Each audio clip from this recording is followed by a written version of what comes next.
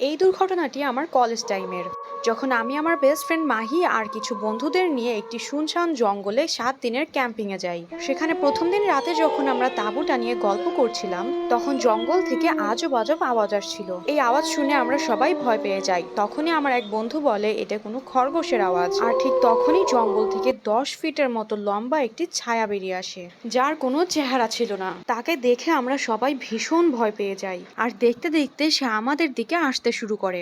এই দেখে আমরা সবাই আলাদা আলাদা ভাবে পালাতে থাকি। কোনোভাবে আমি আর মাহি এক জায়গায় গিয়ে লুকিয়ে পড়ি, আর আমাদের বন্ধুদের চিৎকারের আওয়াজ পাই। চিন্তিত হয়ে আমরা তাদের কাছে যেতে থাকি।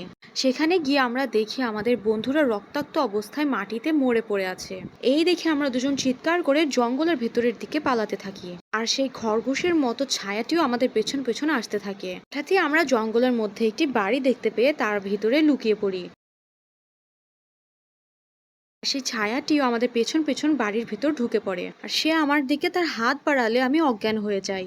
আর সকালবেলা চোখ খুলতেই আমি নিজেকে একা দেখতে পাই, আর পরে জানতে পারি আমার 3জন বন্ধুই মারা গিয়েছে। এই কথা পুলিশকে বললে তারা আমার কথায় বিশ্বাস করে না, আর একটি জঙ্গলি জানোয়ারের কাজ বলে